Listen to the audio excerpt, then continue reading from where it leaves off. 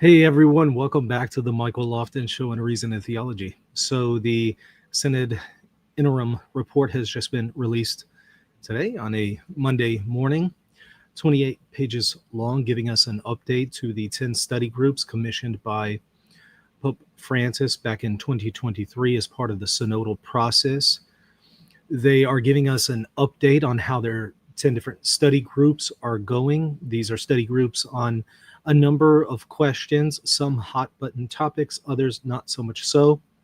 They are studying questions related to the Eastern Catholic churches and maybe updating the Code of Canon Law for the Eastern churches, updating the Code of Canon Law or making some changes canonically with the Latin Rite Code of Canon Law. Studying the question of women deaconesses, as well as LGBTQ issues and ministries in the church, polygamy and how to accompany people in Africa who are in polygamous unions, quite a number of things. And so they're all giving an update and then notifying everyone what we already knew, and that is they're going to be submitting their final reports in December, but we kind of have an idea of what those reports are going to look like. And, I told y'all that Pope Leo has called all of the cardinals to Rome as part of an extraordinary consistory. So this is big picture, important stuff, not just to, create new cardinals or something like that, an ordinary consistory, but these are, a meeting with all of the cardinals of the world in early January 7th and 8th. And I speculated it probably has something to do with these study reports that will come due in December. And so I want to talk about a few of them, especially the hot button topics, because those are going to be the ones that are making their rounds in the news cycle, and people have an interest in finding out what exactly is going on here. So that's what I want to discuss with all of you today. Coming up next on the Michael Lofton Show.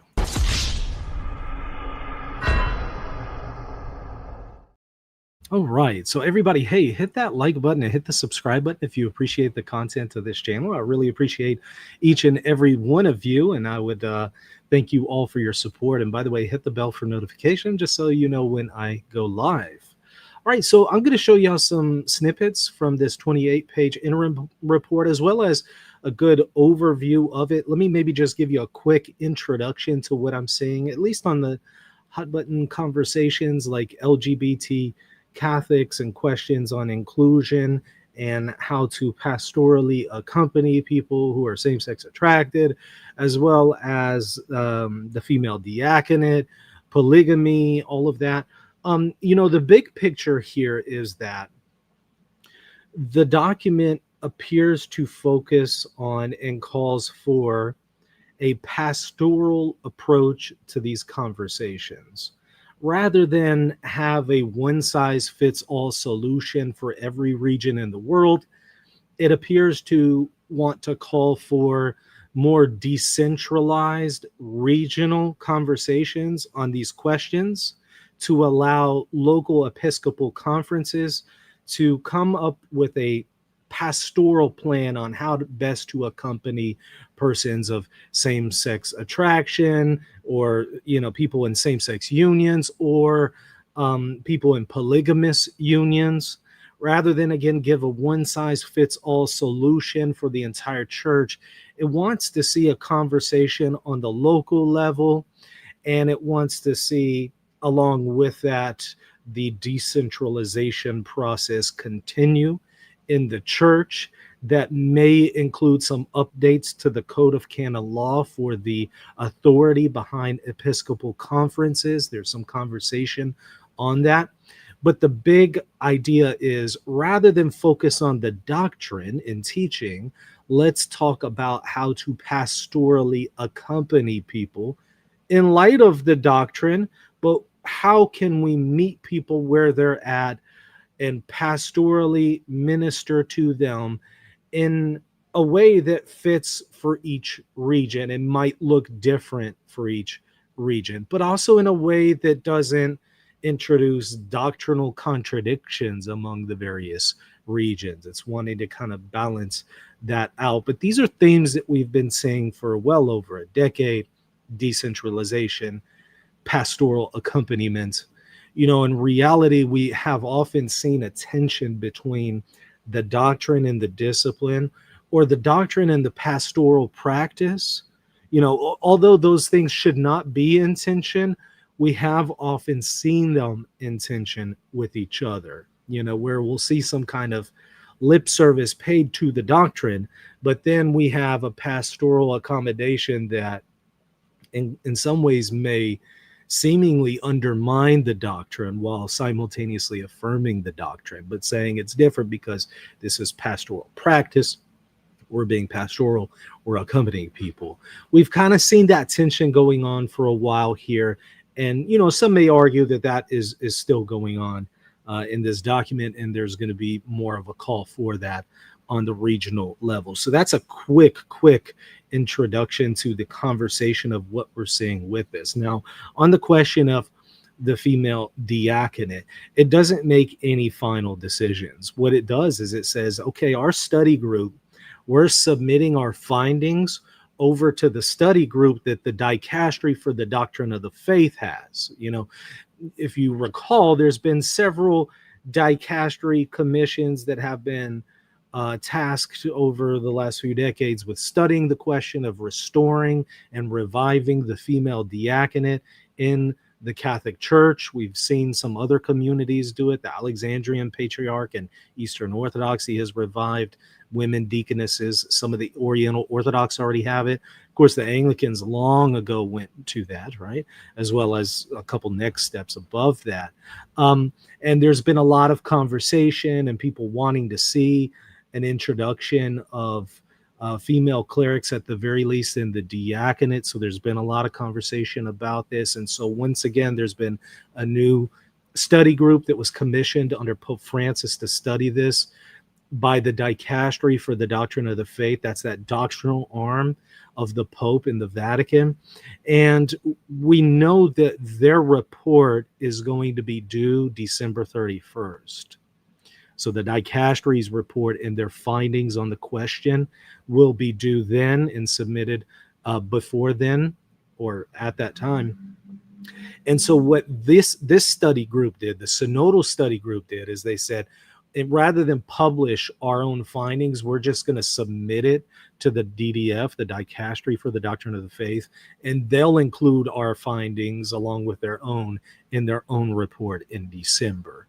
So they're not making any kind of doctrinal claim necessarily, or at least not as of this time. They're not making any decisions as of this time. Not that they really have that ability necessarily in and of themselves to do anyway, but rather just researching it, studying it, and sending their findings to the DDF. The dicastery itself will then submit its report, its findings, its conclusions in December to the Pope, and the Pope then will decide what to do. Whether or not he's going to reintroduce the female diaconate or say, no, we're going to hold off on that, or maybe just publish a document on what exactly this was historically. Was it sacramental or not? And, there's a number of options that he could go with this. But it is interesting that, again, just a few days after that report will be published, the cardinals will all be in Rome. Perhaps he will discuss the findings on the female diaconate as well as these other study groups, the findings, and then submit it to the cardinals and say, hey guys, what do you think? Give me your feedback. Tell me what you think about this. Tell me what you think about that. I want to hear from you. I want to hear pushback. I want to hear your affirmations. I want to hear whatever you have. And then, hears that out, listens to it, and then eventually publishes a or multiple documents on a number of topics and subjects, and maybe updates the code of canon law and gives Episcopal conferences more authority to settle questions regionally, at the very least on the pastoral level, and maybe revive the female diaconate, or say, you know what, no, now's not the time. This is not opportune. we're clericalizing women, and we already have a problem with clericalization in the church. Those are some comments he's made before on the question. So maybe he'll just come and say, I'm not in favor of this at this time, or whatever, right? So I think, however, the two are related, most certainly. The study group, the diaconate findings for the dicastery, and the meeting in January, I think it's all related, and it's part of that process of synodality and listening and hearing what others have to say. In this particular case, the cardinals. And then maybe after he finds and gets a lot of feedback, then he'll poll the bishops, and the bishops will have conversations in their own dioceses with the priests and with the faithful, and then they'll submit their findings back up to the Pope, and then he'll publish a document or something. I suspect that's what is the process that's taking place right now. I don't know what the conclusions will be. I mean, I don't know the future, but I think that's the process that we're witnessing right now. So yeah, here's the part on the theological and canonical matters regarding specific ministerial forms on the diaconate. Here's what they say in their own words. A special word must be reserved for the question of women's access to the diaconate. During the second session of the 16th Ordinary General Assembly of the Synod of Bishops, the Holy Father Pope Francis, of venerated memory, reactivated the work of the Second Study Commission on the female diaconate, because again, there was a previous study commission already on this, which he had established some years prior. All synodal contributions related to this subject have been forwarded to that commission for its consideration. So they submitted their findings to them. The dicastery expects to deliver without delay the final outcome of its work in the coming months. Specifically, we have from Fernandez, December 31st. So that's that for the female diaconate part. There's not a lot about it because they're just kind of punting the question to the dicastery for the doctrine of the faith.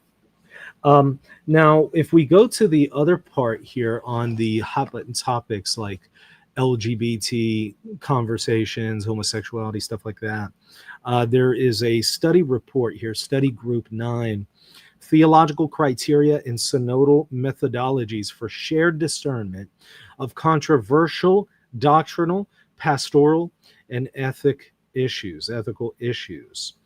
And, it has a very fascinating footnote here, right? It's always interesting to read the footnote. Sometimes you find more substantive things in the footnote than you find in the actual document text. This footnote really caught my attention in this conversation of controversial questions and ethical issues. It says this: not all discussions of doctrinal, moral, or pastoral issues need to be settled by interventions of the magisterium. Full stop. Wow. That is quite the statement. In reality, I think I have to disagree with that. I kind of feel like, gosh, that's exactly what we need from the magisterium right now, right? Not all discussions of doctrinal, moral, or pastoral issues need to be settled by interventions of the magisterium. Unity of teaching and practice is certainly necessary in the church. Okay, that's good. But this does not preclude various ways of interpreting some aspects of that teaching or drawing certain consequences from it. There's that crack in the door that some people are going to try to slip in their agenda, right? Each country or region, moreover, can seek solutions better suited to its culture and sensitive to its traditions and local needs. That comes across as doublespeak. On the one hand, it says, yeah, we have to have uniformity in teachings and practice, but we still have to allow for diversity in the ways we interpret and implement and draw certain conclusions from the teachings. And that will be regional and vary according to local needs and traditions and cultures. And, I don't know if you can have it both ways, right? I just don't know if you can. It seems to me like you either have to say we're going to have uniformity in teachings and practice, or we're going to have this other diversity kind of stuff. I just don't think it's possible to have both. Maybe they're going to try to walk that fine line and somehow come out with a really genius way of checking all the boxes. I don't know. I personally don't see it happen, because I think that some regions will come to certain conclusions and draw certain consequences and interpretations from the teaching than other regions will. And it will be under the guise of, well, this is pastoral, this is part of the culture, we're being sensitive to the traditions in our region, we're not denying the doctrine, we're just properly applying it, we're interpreting it according to our needs. I think that's the language in which people can smuggle in whatever they want, whatever conclusion that they want in their region, while paying lip service to some nominal uniformity in theology and practice. So that bit is a little concerning to me, because that's the language that liberals will weasel their way, into the church and attempt to do certain things that I think are in contradiction with the teachings and the universal practice. So that part was a little troubling. There's some other points in this same study group. Proposed structure of the document.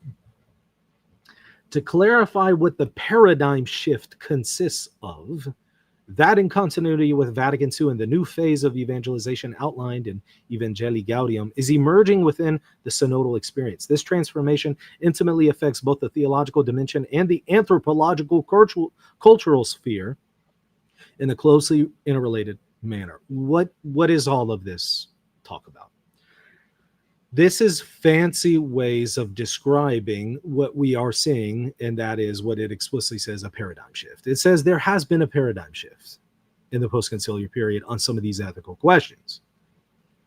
We need to have a conversation about that. And we need to examine this transformation that both balances out the theological conversation as well as the anthropological and cultural sphere. Why is that curious language? Well, because that is exactly what the liberals attempt to use to say that homosexuality is not disordered.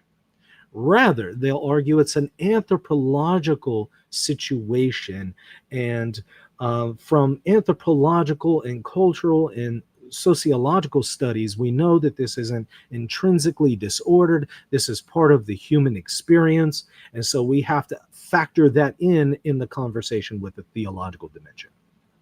This is the way that, your Father James Martins of the world attempt to say, I affirm the teachings of the church, and then I affirm all this other stuff. I could see people attempting to use that conversation for that agenda. In the Synod's final document, this shift can be perceived in the emphasis placed on the practical sphere.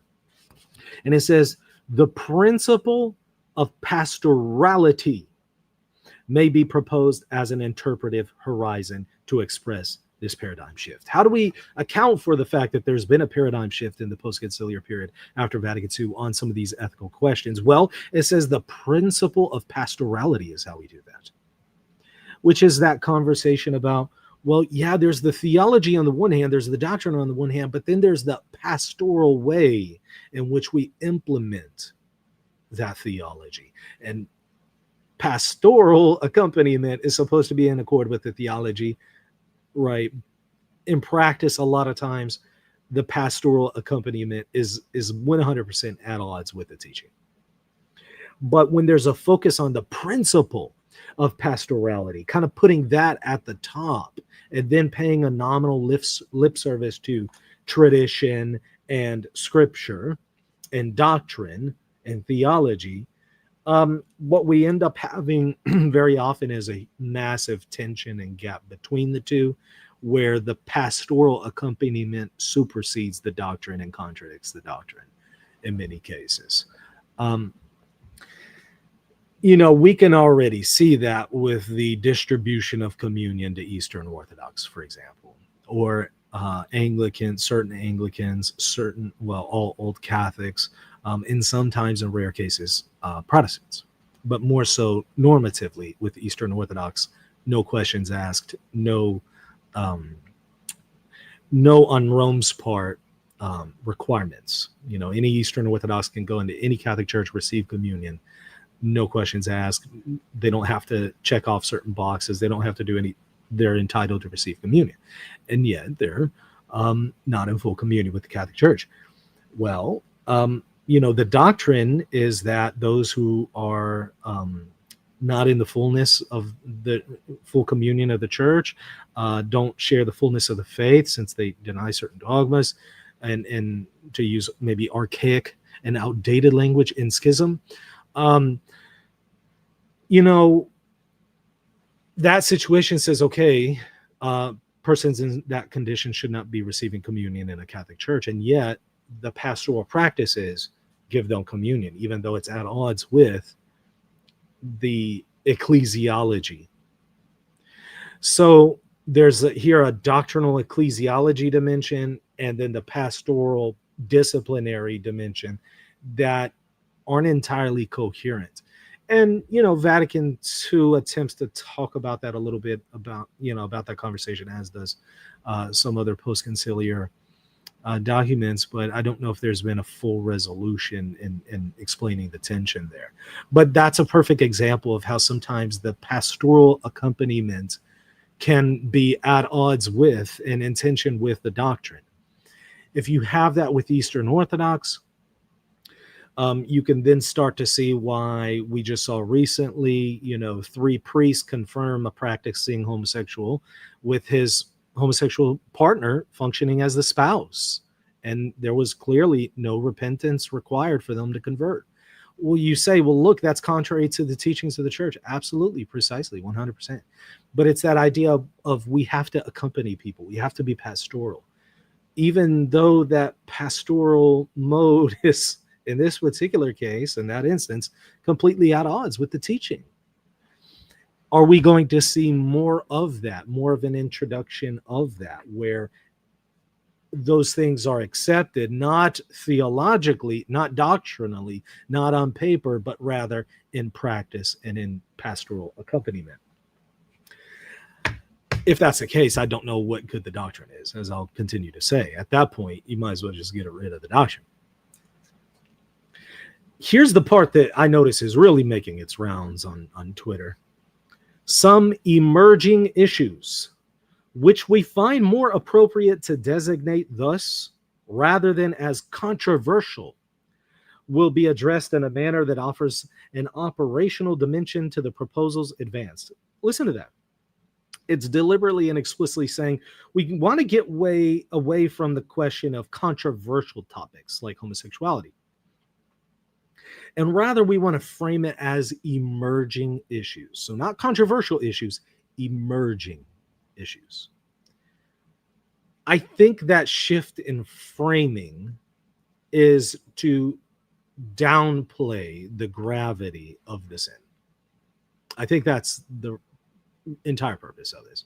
And to also make it less controversial, pun intended, with the secular world. But it outright says this we need to use language of emerging issues rather than controversial.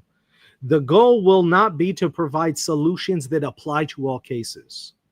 So the idea is, we don't want to give a one-size-fits-all answer on these not controversial questions, emerging issues. We want to let different local regions decide the pastoral approach that will be taken on these questions. And it explicitly says, for example, what would be these emerging controversial issues that we don't want a one-size-fits-all solution for? Homosexuality. Okay, right there, homosexuality. Okay, so that's the number one emerging issue that it lists here. It says, though, for these cases, a concise presentation will be offered of the positions upheld by tradition and the magisterium, the new questions that have recently emerged, concluding with some questions to be addressed in the discernment process, mentioning the principal references drawn from scripture and anthropology, including contributions from the scientific disciplines. Well, see, that's the angle that people use to smuggle in the idea that homosexuality is not intrinsically disordered. Because they'll say science and anthropology and sociology shows us that this is natural to humans. So that's where you get that kind of ambiguous language in the catechism of the origins of this still kind of remains unknown, origins of homosexual attraction. This is the crack that they're going to try to slip. Some people will try to slip, their agenda through the door. So yeah, this is, I think, the opposite approach than the one that needs to be taken. Rather than reframing the conversation, rather than saying, you know what, we're not going to provide a one solution that applies to all cases. We're going to allow for it to be determined kind of regionally. Rather than that, I do think that the magisterium needs to take the reins and assert itself and say, we're shutting the door on this conversation. No more. Stop it. What you guys are doing is attempting to circumvent the doctrine, to bypass the doctrine while paying lip service to it, to circumvent it, and we're no longer going to play that game. Unfortunately, it's taken the opposite direction here, right? And their final report on this conversation and their recommendations will be submitted by December 2025. Then it does have few other study groups, one on polygamy, where they want to explore potential responses to what pastoral care is appropriate for those found in polygamous relationships according to the gospel. See, the framing is not the conversation of doctrine. The doctrine's clear, right? You can't have more than one marriage according to the dogma of the Council of Trent. So the doctrine's clear. That one, the conversation has kind of been, ended doctrinally. So what some attempt to do is they ask, okay, yeah, there's the doctrine, but how far can we stretch the application of this to particular circumstances in light of people who are living in polygamy? Like, how far can we stretch the pastoral accompaniment card? How far can we go without, violating the gospel or the dogma? That's effectively what's being discussed there in very fancy language. And there's supposed to be a polygamy document coming out from the Vatican on this question at some point soon. So I'll cover that whenever it does. Make sure to hit the subscribe button so you know when I go live for that. If you look here at Vatican News, sharing my screen just very briefly, it has a quick summary of the study groups here. So it notes 20 months after their establishment at the behest of Pope Francis, who wanted closer collaboration between the dicasteries of the Roman Curia and the General Secretariat of the Synod, the 10 study groups called upon to examine the issues that emerged during the 2 sessions of the Synod on Synodality released their interim reports today. You can find it online here, 28 pages, like I said. It's called Interim Report of the Study Groups of the Canonical Commission of the CCAM Commission on Polygamy and Presentation of the Study Groups on Liturgy. This is a step forward after the presentation of the first reports during the second session of the Assembly in October 2024. The topics are varied from mission in the digital world to ministries and women's participation in the church, from relations between Eastern Catholic Church and the Latin Church to the role of nuncios and the choice of bishops, from ecumenism to controversial doctrinal issues, better defined as emerging issues, such as violence against women in the context of war. Interesting they picked that one out instead of homosexuality. That's a little conspicuous from Vatican News. I don't know. Oh, well. Along with the reports, the contributions of the Canon Law Commission and CCAM on the challenge of polygamy, as well as that of the group on the liturgy in a synodal perspective, were also presented for the first time. What exactly were they saying about liturgy? They're asking questions of how do we involve women more in the liturgy, as well as, let me maybe pull it up here. Okay. Well, missed my place on it. I'll have to pull it up here in the electronic document with a keyword search. But one thing that is discussed there is the question of women's role and participation in the liturgy, among other things, as well as decentralizing the liturgy to one degree or another. That's a big theme that's highlighted in that portion of the document from what I read. So decentralizing some elements of the liturgy, allowing for different regions and Episcopal conferences to kind of have more diversity in the way they celebrate the Mass and the liturgy according to the customs of their culture and stuff like that. So a little less uniformity liturgically in some aspects. Okay, so talks about relations with the Eastern churches, how to accompany those who don't really have a lot of clergy in their area, and maybe updating the Eastern Code of Canon Law. It talks about mission in the digital environment, revision of the ratio on priestly formation, participation of women in the church, relations between bishops, consecrated life, and ecclesial associations, the figure and ministry of the bishop, the role of nuncios, these are the representatives of the Pope, controversial doctrinal issues like homosexuality, ecumenism, again, the liturgy, Canon Law Commission, updating the Code of Canon Law, and then polygamy. So, yeah, we will find out more beyond this interim report soon, because December 31st is right around the corner. And, they may publish their results publicly December 31st, and we'll see what they say. And then we'll find out 1 week later what Pope Leo is going to be doing with the cardinals as they meet in Rome. I suspect we'll find out well before then, right? But it is almost absolutely certain that the meeting, the extraordinary consistory, is going to be related to these reports that are due 1 week prior. I mean, there's just no way they're not related. I mean, think about it. If you're the Pope and you have these study groups that are publishing their results, don't you want to get some feedback from the College of Cardinals? Of course you do. Of course you would. It makes sense to hold a consistory saying, hey, what do you guys think of the study groups and what they're saying here? And let's maybe have more conversations about it. Let's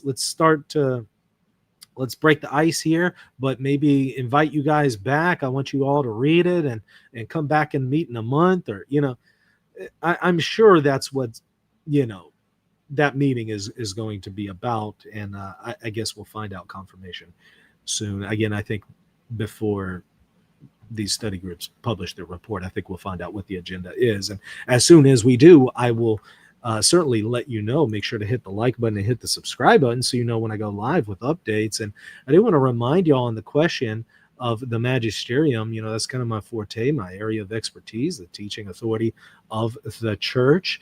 And, I have a lecture coming up in 1 week on the question of, can Catholic doctrine change according to the magisterium?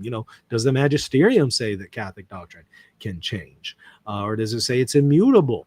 Or does it have a middle position? We're going to talk about that conversation. So if you want to sign up for that course and reserve your spot and participate in the Q&A, go ahead and do it now, rtcourses.com. Once you purchase it, you'll get 40% off my Magisterium bundle right here, Magisterial Studies Program. All 30 lectures that I teach at the university level on the question of the teaching authority of the church, its history, an introduction to what it is, how it's structured, how it works, and then how to read and evaluate magisterial documents. So we're going to have that conversation this is more needed than ever. Very, very timely in light of all the stuff that we're seeing going on in the Vatican.